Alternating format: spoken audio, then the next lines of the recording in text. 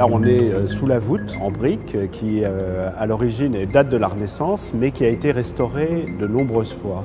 Donc on a pris le parti ici de conserver l'ensemble des restaurations qui avaient eu lieu auparavant, de les assumer et de traiter d'un point de vue sanitaire et d'un point de vue esthétique en maîtrisant une harmonie d'ensemble. Là, on parle de la valorisation. Mais il est vrai que le monument souffrait aussi d'un certain nombre de défauts, notamment d'étanchéité, les briques étaient très abîmées. Donc toute cette restauration est l'occasion effectivement de réparer, de restaurer.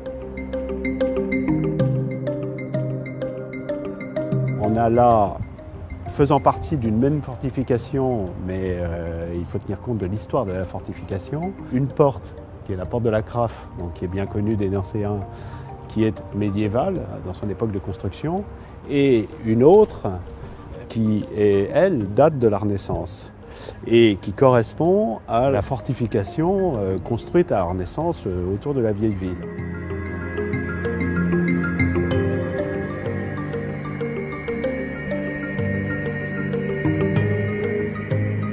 Cet espace dans lequel nous sommes est entièrement renouvelé par les travaux que nous avons réalisés, sachant que jusqu'à présent, ça n'était finalement que l'issue de secours de l'école de musique qui est abritée dans la porte dite Renaissance.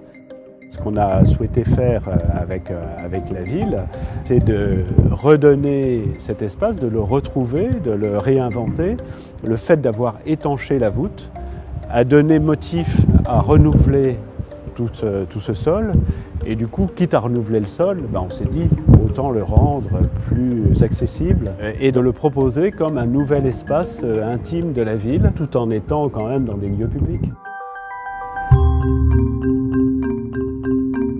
En fait, ces portes, vous savez, elles protégeaient des passages au-dessus des fossés. C'est-à-dire qu'il y avait des fossés qui protégeaient la progression éventuelle de l'ennemi.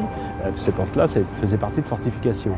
Et à droite de la porte, quand on se penche sur le parapet, au-dessus du parapet, on voit des jardins qui sont aujourd'hui des jardins type potager, qui sont associés aux maisons qui sont là, et qui sont au niveau du fossé d'origine qui, à l'époque, faisait tout le tour de la ville médiévale et de la ville de Charles III, qui était fortifiée de façon contemporaine.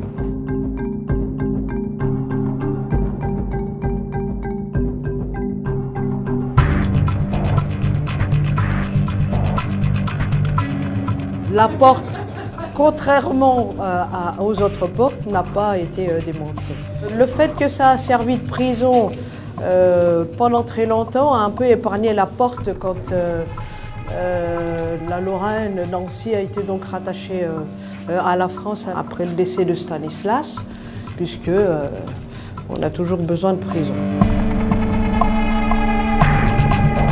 C'est quand même la porte principale et majeure où les princes et les rois rentrent dans la ville, sauf pour Henri IV, qui est l'ancien concurrent de Charles III pour le trône de France, qui n'est pas vraiment en odeur de sainteté en Lorraine.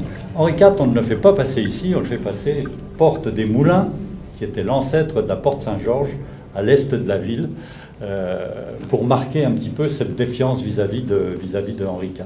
Ce chantier-là, je pense, a pour principal enjeu la mise en valeur d'un monument sans négliger toutes les étapes qui nous ont précédés, même si on ne pense pas qu'elles ont été très bénéfiques au monument. Notre objectif, c'est déjà d'inscrire la porte, ce monument, dans l'histoire. C'est d'abord une porte militaire, donc, qui maîtrise le franchissement d'un fossé, le franchissement d'une enceinte qui a pour vocation de protéger la ville. Et donc c'est un passage qui n'est pas a priori favorable à des activités positives ou en tout cas des activités sociales, puisque c'est un lieu de franchissement, un poste frontière si vous voulez.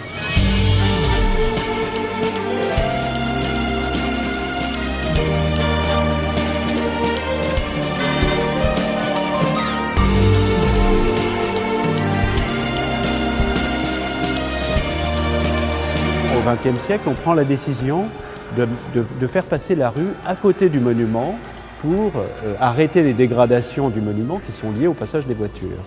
Et à ce moment-là, le monument garde sa configuration première avec des trottoirs, avec une chaussée, mais tout ça n'est plus très justifié puisqu'il n'y a plus que cette vocation piétonne cette vocation intime de la ville en gardant cette structure chaussée-trottoir, mais en faisant en sorte que cet ensemble soit suffisamment fluide pour permettre justement une circulation facile. Et finalement, c'est ce qu'on voudrait laisser à nos successeurs. C'est un lieu dans lequel on peut organiser des manifestations qui peuvent être commerciales, qui peuvent être touristiques, culturelles, mais dans lequel on continue à passer, parce que le chaland qu'on veut intéresser à ces manifestations doit pouvoir passer, mais dans un lieu qui est parfaitement adapté à ces manifestations. Ce qui justifie la mise en place de grilles d'un côté à l'autre, qui permettrait au cours de manifestations de laisser des marchandises ici, de les sécuriser pour la nuit, de rouvrir les grilles le matin et de faire en sorte que ce lieu ait une vocation un peu particulière.